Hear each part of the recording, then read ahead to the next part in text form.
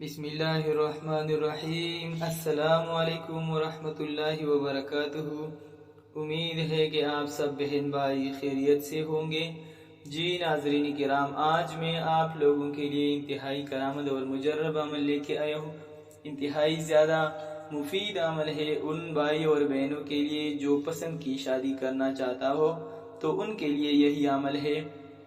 لیکن اس سے پہلے میں کچھ باتیں آپ لوگوں کو بتانا چاہتا ہوں کہ عموماً ہمارے معاشرے میں پسند کی شادی میں وقتی جذبات محرک بنتے ہیں اور وقت کے ساتھ ساتھ ان جذبات اور پسندیدگی میں کمی آنے لگتی ہے۔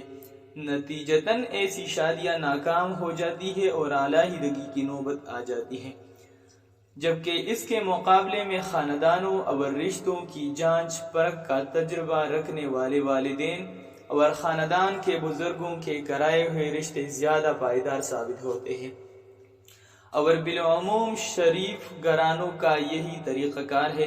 ایسے رشتوں میں وقتی ناپسندیدگی عموماً گہری پسند میں بدل جایا کرتی ہے۔ اس لیے مسلمان بچوں اور بچیوں کو چاہیے کہ وہ اپنے ذمہ کوئی بوجھ اٹھانے کے بجائے اپنے بڑوں پر اعتماد کرے، ان کی رضامندی کے بغیر کوئی قدم نہ اٹھائے۔ البتہ عاقل بالغ مرد اور عورت کو شریعت نے یہ حق دیا ہے کہ اپنی پسند اور مرضی سے نکاح کرے۔ اس لیے والدین کو چاہیے کہ وہ اپنی اولاد کی چاہت معلوم کر کے اس کا لحاظ رکھے۔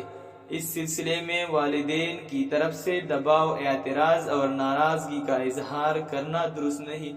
ہاں، خاندانی کفاءت اور برابری نہ ہونے کی صورت میں والدین کو اعتراض اور ناراضگی کا حق شریعت کی طرف سے حاصل ہے۔ بہرحال والدین کو مناسب طریقے سے اپنی چاہت بتانے کے ساتھ اللہ تبارک و تعالی سے دعا و استخارہ جاری رکھے اور یا ودودو کو کثرت سے پڑھے۔